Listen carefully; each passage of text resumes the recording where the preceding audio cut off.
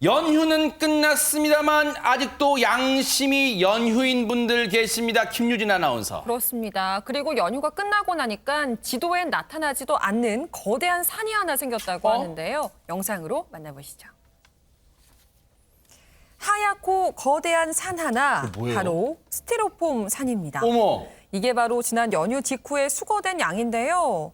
대부분 냉장, 냉동 식료품 배송에 이용된 후 버려진 것들입니다. 세상에. 우리는 각자 한두 개씩만 사용을 한다고 생각하지만 모아놓고 보니까 이렇게 엄청난 양이 됐습니다. 세상에, 양윤선 평론가님, 이게 바로 명절이 남긴 그늘입니다, 세상에. 그렇습니다. 저도 집에 가면 정리해야 할 스티로폼이 기다리고 있어서 마음이 무거운데요.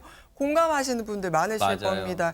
이 명절 직후에 버려지는 이 스티로폼 상자의 양이 평상시에 비해서 1.5배에서 2배에 달한다고 어머, 해요. 세상에. 이 버리면 쓰레기여도 모으면 자원 아니겠습니까? 네. 이 잘게 부수어서 열로 압축을 하고 나면 이 건축자재로 재탄생하는 만큼 뭐 해외에도 수출을 할 수가 있다고 하네요. 네. 잘 분리해서 버려주시면 좋겠습니다. 그러니까요. 정말 버리더라도요, 나오는 건 어쩔 수 없어요. 하지만 버릴 때요, 정말 비양심적으로 뭐 길 가다가 슬쩍 버리지 말고 지정된 장소만 버려주세요. 그나마 재활용으로 다시 탄생할 수 있게 기회를 좀 주기 바랍니다. 그런가 하면요, 추석 연휴 직전에 새벽에 경찰에게 한 통의 전화가 걸려왔다고 합니다. 백성문 변호사님. 네, 추석 앞둔 하루 전날 20일 날 새벽 4시 26분입니다. 그 시간이면 다들 잠잘 시간인데. 그러니까요. 이제 울산시 울주군의 한 아파트가 이제 아파트 있고 앞에 야산이 있는데 네. 아파트 앞쪽에서 어떤 남성으로 추정되는 목소리로 경찰 아저씨 이렇게 소리를 지른다는 거예요.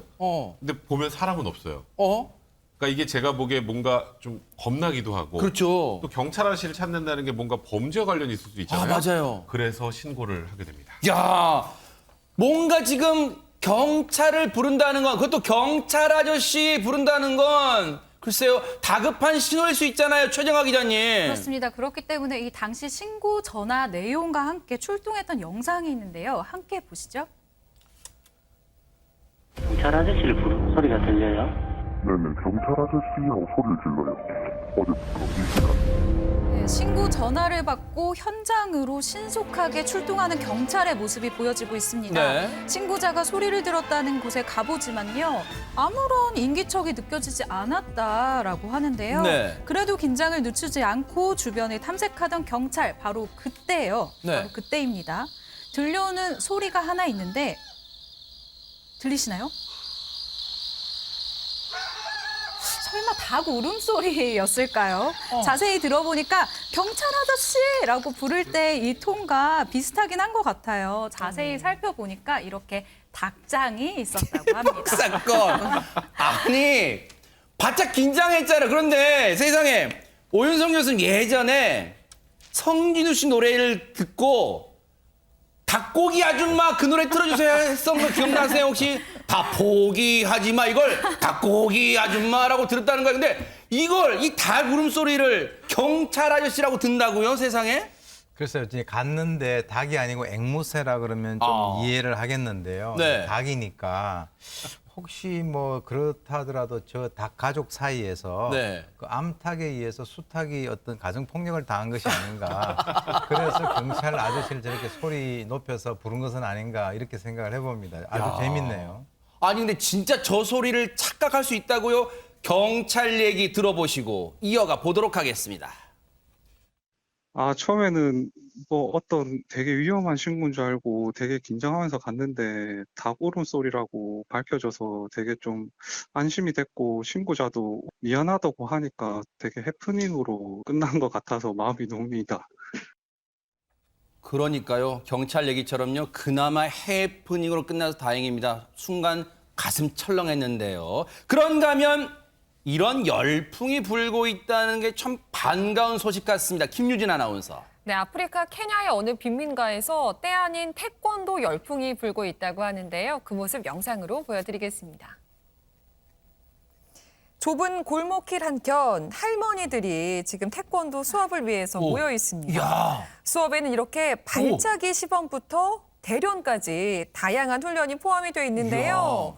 이 수련생들의 나이는 60대부터 다양한데 최고령 학생의 나이 무려 110살이라고 합니다. 이야. 이들은 매주 목요일 오후 2시에 태권도 훈련을 위해서 만난다고 하는데요. 네. 우리가 아는 태권도와 비슷한 것 같으면서도 좀 다른 느낌이긴 하지만 네. 열정만큼은 통하는 것 같습니다. 야, 오윤성 교수님, 지금 저 여성분 그러시는 것 같아요. 슈, 이건 절대로 입에서 나는 소리가 아니요. 뭐 그렇게 하시는 것 같습니다. 네. 태권도 우리나라 이제 정통 태권도하고는 조금 약간 변형되긴 했는데 네. 저분들이 왜 저렇게 열심히 할까요? 노인 뭐 올림픽 뭐 출전을 하는 것도 아니고 성폭력으로 자신들을 보호하기 위한 호신술로서 저렇게 수련을 하고 있다라고 아이고. 합니다. 저기가 이제 케냐 나이로비 빈민가인데요. 네. 이 그쪽에는 이제 주로 홀로 된 여성이라든가 미혼모 이런 사람들이 상당히 많기 때문에 성범죄에 취약하다. 특히 이제 그 코로나19 사태 이후에 그러한 어떤 성범죄가 대폭적으로 증가를 했다라고 합니다. 그런데 지금까지 보고가 된 것은 케냐 정부 통계로는 뭐 한 5천 건 정도가 된다는데 이 성폭행 가해자들은 주로 피해자들하고 가까운 지인들로서 이 성폭행을 범죄로 인식을 하지 않는 그런 아유, 풍조도 일조를 세상에. 하고 있다라고 합니다. 양윤선 평론가님 사연을 듣고 보니까 지금 저 모습이 결코 그냥 뭐 흥미롭게 바라볼 일은 아닌 것 같습니다.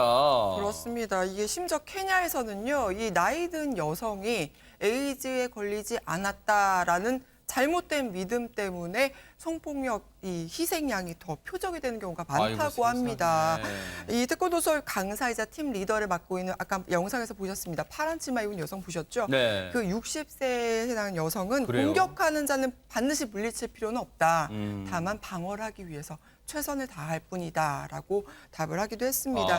이 수업에 얼마나 진심이시냐면요. 이 수업에 지각하면은 이 엎드려 뻗쳐도 하고 윗몸 일으키기도 하고 그러신다고 하네요. 예. 네.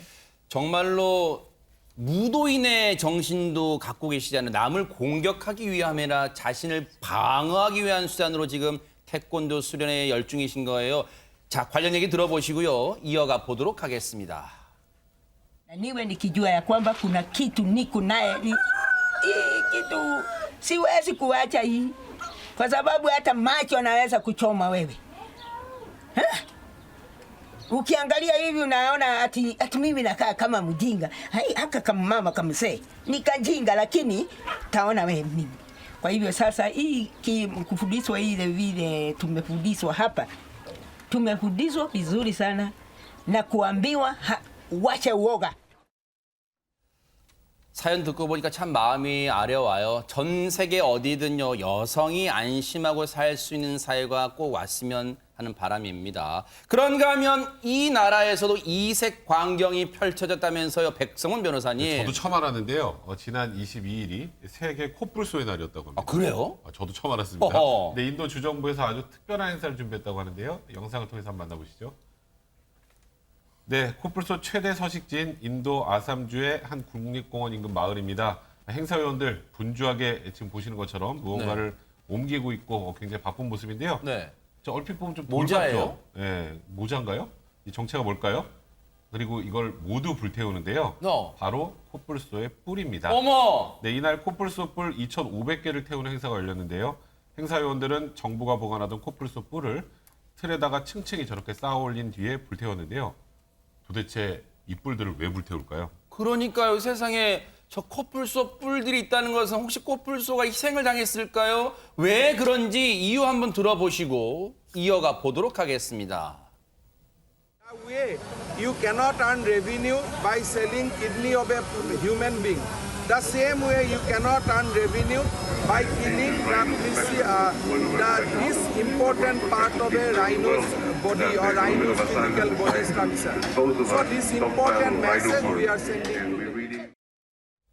뭔가 메시지를 전하겠다는데 그 내용도 안 밝혔어요. 최정화 기자님, 어떤 내용일까요, 메시지가? 네, 이 아삼주 수장 방금 화면에서 보신 이 분이 이 세계 코뿔소의 날 행사에 참여를 해서요, 코뿔소 보호 의지를 표명하는 그런 내용이었는데요.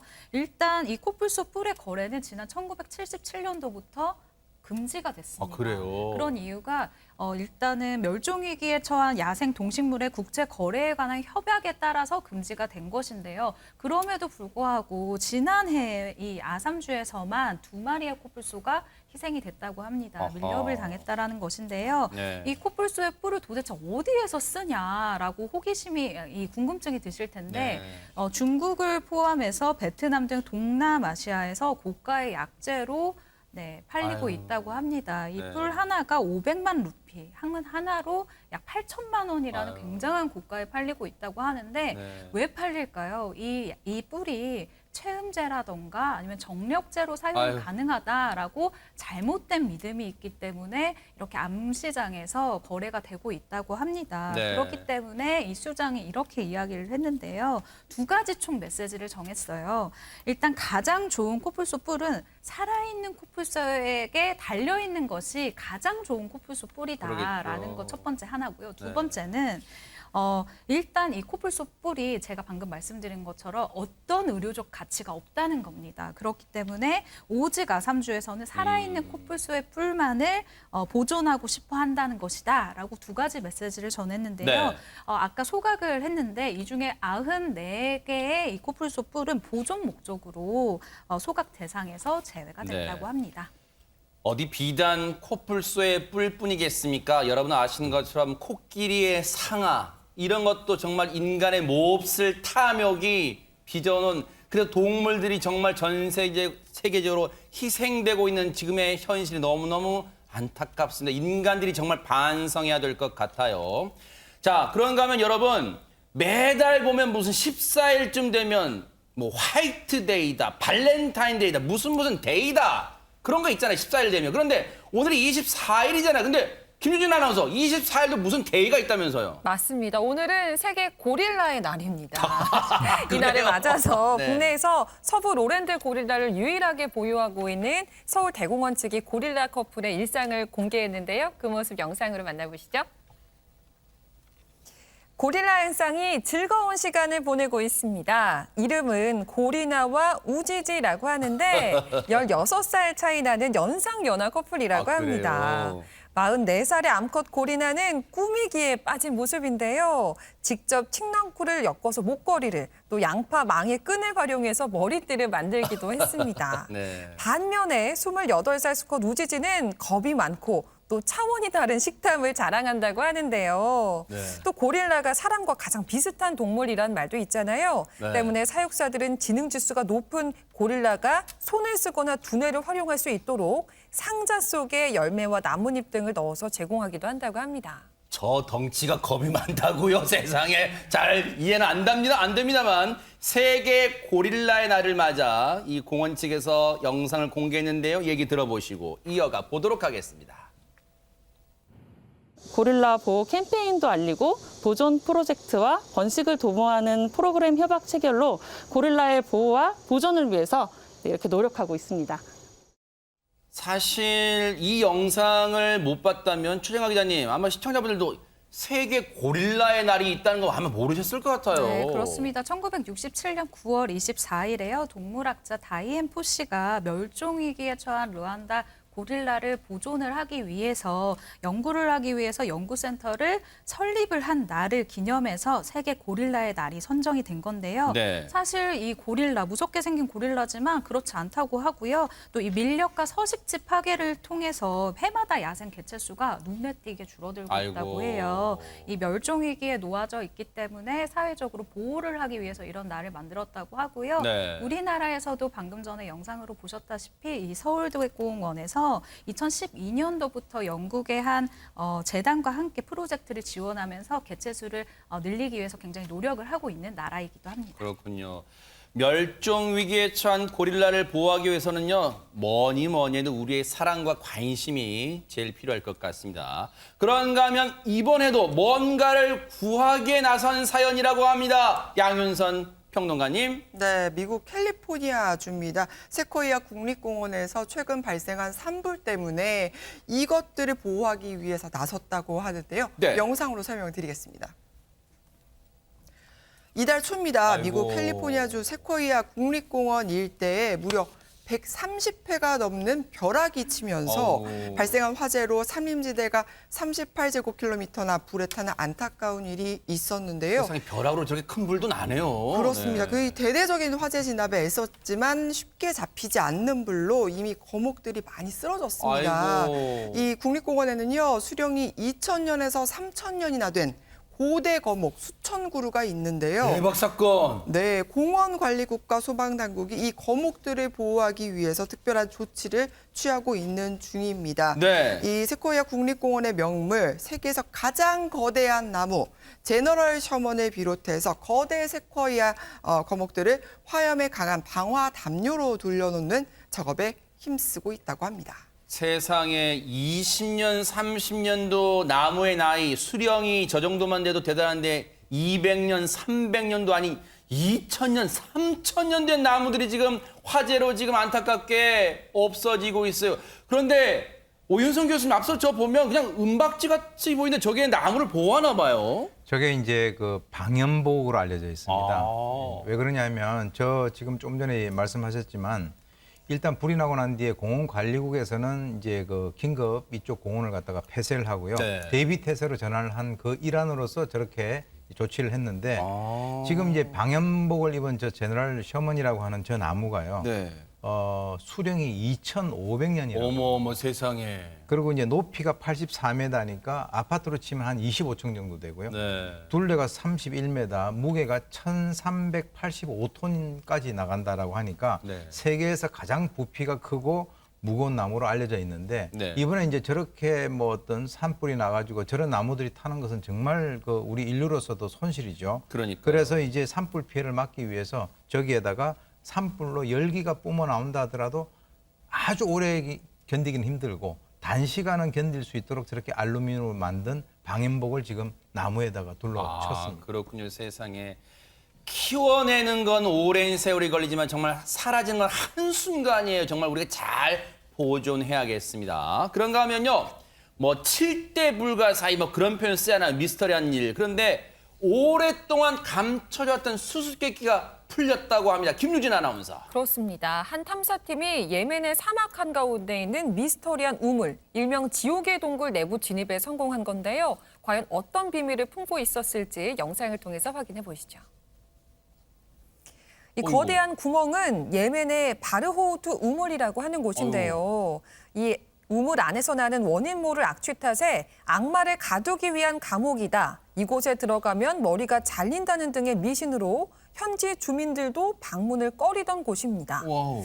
이곳이 내부가 공개된 건 이번이 처음이라고 하는데요. 네. 폭이 30m, 깊이 100m의 우물 바닥까지 내려가는 데 성공한 오마르 탐사대는 기이한 암석에 맑은 지하수가 흐르는 신비한 기운이 물씬 풍기는 이 안에서 약 6시간 정도 조사를 진행했다고 합니다. 야, 아니 영상을 보니까 악마의 우물이라는 이름과는 달리 참 멋진 풍경인데 아니 근데 백성문 변호사님, 요즘 탐사 기술 많이 발전했을 것 같은데 왜 이제서야 공개됐어요? 그러니까 이 예멘에서도 여러 차례 탐사를 진행했었는데 이번에 처음으로 성공을 한 거거든요. 그 이유가 일단 우물 내부로 너무 깊게 들어가면 산소가 부족해요. 그러니까 이제 그런 위험성이 좀 분명히 있는 거고요. 네.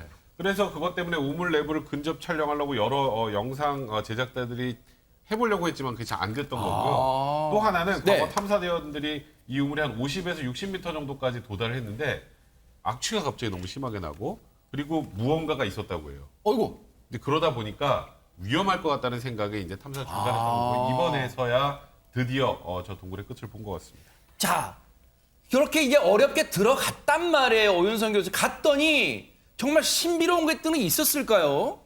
이번에 이제 이 그 탐험을 이끈 모하메드 알킨디 독일 그 공과대학 지질학 교수가 이제 그 단장이 돼서 한 6명 정도가 들어갔는데 지금 이제 그 우려하던 거와는 달리 그 죽은 사체라든가 뱀 이런 것들은 있었었지만 나머지 이제 그 주민들이 거기 들어가면 무슨 저주를 받을 것이다라고 하는 이런 초자연적인 현상은 느끼지 못했다라고 얘기를 하고 있습니다. 네. 특히 이제 물과 관련돼서도 이 주민들은 저기 나오는 물 같은 경우가 상당히 사악한 물이다라고 얘기했는데 네. 본인들이 발견한 것은 담수고 심지어는 그걸 갖다 마셔까지 봤는데 별 문제가 없었다라고 얘기하는데 네. 그 말은 사실이었습니다. 이상한 냄새가 나는 것은 사실이었다는 거죠. 네. 그래서 이 이상한 냄새에 대한 원인은 지금까지는 불명확하기 때문에 이번에 이제 탐사를 통해서 거기에서 이제 채취를 했던 뭐 돌이라든가 또 네. 토양이라든가 이런 것을 가지고 이번에 실험을 통해 가지고 이 비밀을 밝힐 예정이라고 합니다. 아하. 걱정되는 게요. 이렇게 베일을 벗게 된 저 동굴, 저 우물이 혹시라도 다음에 이제부터 영화 촬영 이런 장소로 막 사람들이 찾아서 훼손될까 봐 또 걱정되기도 합니다. 자, 그런가 하면요. 그저 배가 고파서 피자 가게를 찾았을 뿐인데 돈벼락을 맞는다? 상상만 해도 기분 좋은 일 같습니다. 최정아 기자님. 네, 여러분 혹시 피자도 팔면서 복권도 파는 가게를 보신 적 있으신가요? 바로 이런 가게가 미국 뉴욕에 있습니다. 어허. 그리고 이곳에서요, 행운의 주인공이 나타났는데요. 네. 여느 피자집과 다를 바 없는 한 피자집이 있습니다. 그런데 이곳에서 네. 복권을 팔고 있었던 거예요. 아하. 그런데 최근 이곳에서 그야말로 잭팟이 바로 이 피자집인데요. 네. 이곳에서 그야말로 잭팟이 터지게 됩니다. 어느 늦은 밤에 한 손님이 피자를 사러 갔다가 추첨 직전에요. 메가밀리언 복권을 샀는데 정말 놀랍게도 모든 번호를 맞추면서 4억 3,200만 달러, 우리나라 돈으로 약 5,100억 원에 해당되는 거액을 받게 됐습니다. 대박 사건. 진짜 이거 5,100억이요? 우리 돈으로? 이거 뭐 셀 수 있겠습니까? 백성 변호사님. 야, 근데 진짜 저 정도 금액의 복권 액수가 나오긴 하네요. 와. 지금 말씀하셨던 저기 뉴욕 맨하튼의 피자 가게 프론토 피자라는 곳인데 네. 저 메가 밀리언 복권이 얼마나 어렵냐면요. 70개 숫자 중에 5개를 고르고 그리고 보너스 번호의 메가볼, 이게 저 아까 25개 중에 하나를 또 골라야 돼요. 근데 그게 1등에 당첨할 확률이 무려 3억 200만 분의 1이라고 세상에. 합니다. 근데 그걸 한꺼번에 다 맞춘 건데 아하. 근데 이게 뭐 매주 당첨자가 나오는 게 아니고 네. 6월 이후에 지금 1등 당첨자가 한 명도 안 나왔던 거예요. 아. 그러니까 저기서 피자를 먹으러 갔다가 바로 저걸 기표해서 이게 당첨이 된 건데요. 그럼 실수령이 얼마일까요? 세금 떼고? 네, 아까 5,100억 원 정도가 된다고 네. 하는데 세금을 떼고 실제로 수령한 액수는 하나로 약 2,300억 원 정도가 된다. 절반 이상을 그래도 떼네요, 어마어마하네요. 세금을. 네, 어쨌든 대단합니다. 그런데 저렇게 주인공, 정말 돈벼락 맞은 주인공도 주인공이지만 저 주인공이 탄생한 피자 가게 사장님 기분은 어떨까요? 한번 들어보시고 이어가 보도록 하겠습니다. Yeah, very happy for him, especially in this time, the pandemic time and the problems. So the good time for him to get this money. 저 피자 가게 사장님은 배가 아플까요? 김유진 아나운서 어떻습니까 혹시? 일단 저 사장님 역시 돈을 받았대요. 어떻게 받았냐면은 복권을 판매한 수수료를 받은 건데 이것도 액수가 상당하더라고요. 그래요? 우리 돈으로 1,000만 원이 넘는 돈이거든요. 세상에. 그런데 이 주인이 말하기를 수수료가 이 당첨금이 5천억이다 보니까 너무 작다라면서 좀 섭섭함을 토로하고 계신 것 같아요. 솔직하시네요, 그래도. 네, 그러면서 지금 이 5천억 원에 당첨된 사람이 누군지 모르지만 단골 손님 중 한 명이었으면 좋겠다 이런 말도 하셨는데 네. 지금 이렇게 이 당첨 사실이 알려지면서 이곳에 손님들이 그렇게 몰린다고 합니다. 그러겠네요. 좀 기운을 얻자 이렇게 맞아요. 오시는 것 같은데 실제로 이렇게 와서 다른 복권을 구입한 손님 중에서요. 우리 돈 약 1,200만 원에 당첨된 손님이 나왔다고 하네요. 그래요? 네. 사실 저 사장님은 그냥 또 이득이 얻을 것 같아요. 왜냐하면 복권 사러 오신 분들이 온 김에 피자나 한 판 사야겠다 그럴 수도 있잖아요. 그래서 아마 그 좋은 기운도 얻을 것 같습니다.